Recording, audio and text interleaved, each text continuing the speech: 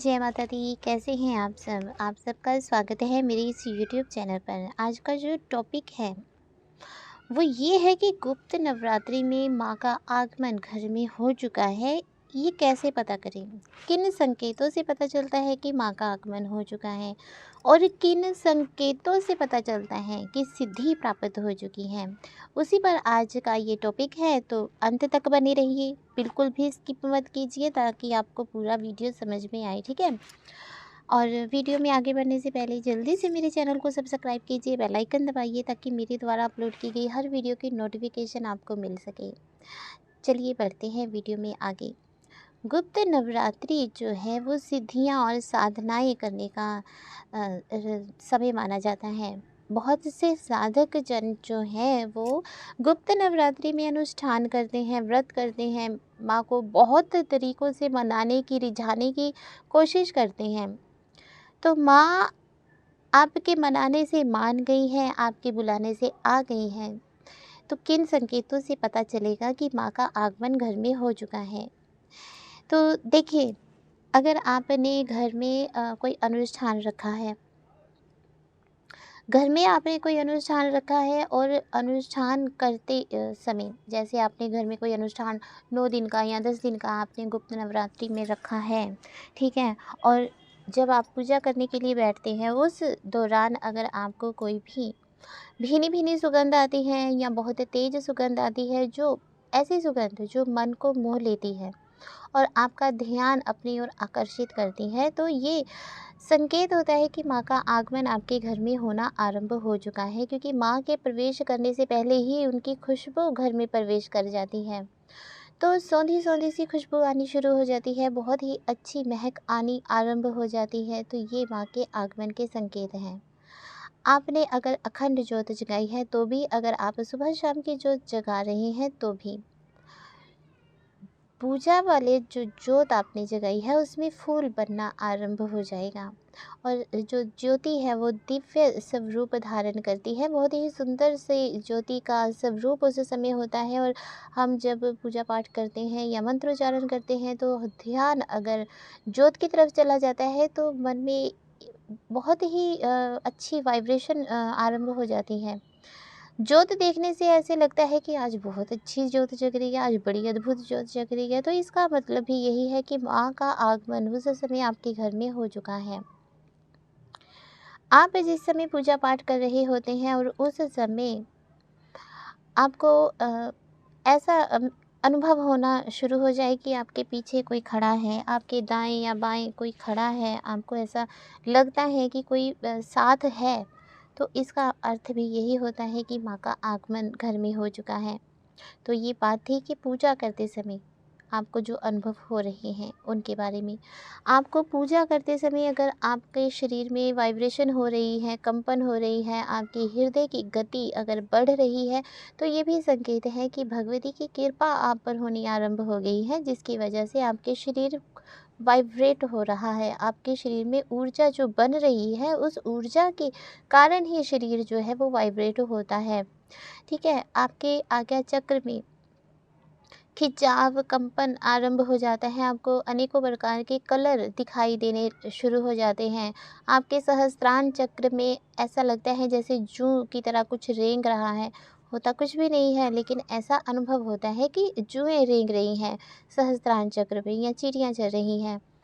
कुछ चुभ रहा है, सुई की तरह कुछ चुभ रहा है, इस प्रकार से अनुभव होता है। आप जब सो जाते हैं तो आप सोए-सोए भी उस जो मंत्र आप उस समय जिस मंत्र का अनुष्ठान किया है, वो मंत्र अपने आप ही आपके हृदय में चलना शुरू हो जाता है। तो ये भी संकेत है कि आप का जो मंत्र है वो जागृत होना आरंभ हो गया है और आपके सोए हुए भी मंत्र जो है आपके हृदय में चलता रहता है। आपको भगवती के दर्शन होते हैं स्वप्न में, आपको कंजक के दर्शन होते हैं, तो ये संकेत है कि माँ का आगमन हो गया है और आप जो अनुष्ठान कर रहे हैं उस अनुष्ठान के आप सिद्धि की तरफ आगे बढ़ रहे हैं।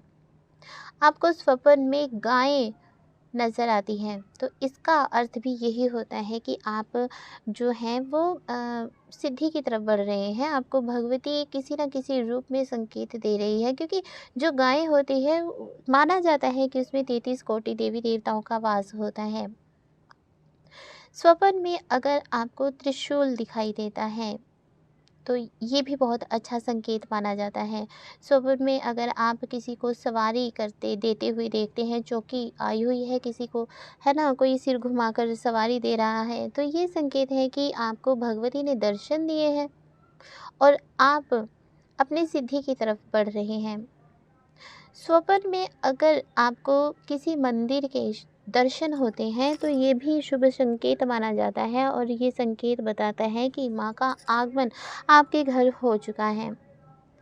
देखिए, आपने गुप्त नवरात्रि में अगर ज्वारे नहीं बोए हैं, फिर भी आपको स्वप्न में ज्वारे नज़र आ रहे हैं, तो ये बहुत ही अच्छा संकेत माना जाता है और माना जाता है कि भगवती का आगमन उस घर में हो चुका होता है। इसलिए जो ज्वारे हैं वो स्वप्न में दर्शन देते हैं। स्वप्न में अगर आपको कोई गर्भवती स्त्री दिखाई देती है तो इसका अर्थ भी यही होता है कि माँ का आगमन आपके घर में हो चुका है। माँ साक्षात आपके घर में विराजमान हो चुकी हैं।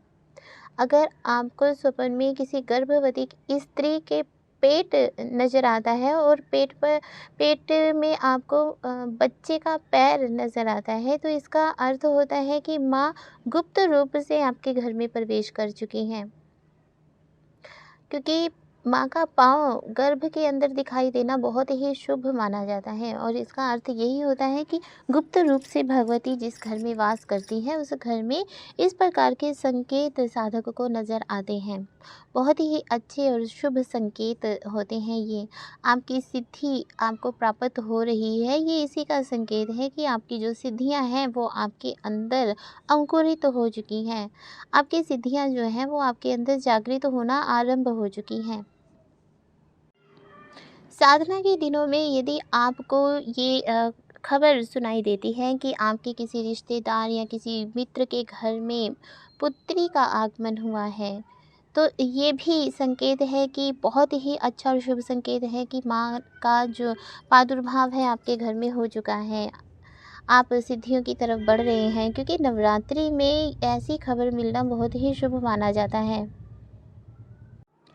आपके घर में कभी कंजकें नहीं आती हैं, आगे पीछे नहीं आती हैं। जब आप कोई कंजक पूजन करते हैं तभी आप कंजकों को बुलाते हैं और तभी कंजकें आती हैं, तो ये अलग बात है। लेकिन आपके बिना बुलाए ही कंजकें घर में बार-बार आ रही हैं, छोटी बच्चियाँ घर में बार-बार आ रही हैं और उन छोटी बच्चियों में कोई काले रंग की बच्ची है, तो आप समझिए कि उस बच्ची में माँ काली का ही वास है और माँ काली उस बच्ची के ज़रिए आपके घर में प्रवेश कर चुकी हैं। तो ये बहुत ही अच्छा और संकेत माना जाता है। ज़्यादातर लोग इस संकेत को नज़रअंदाज कर देते हैं।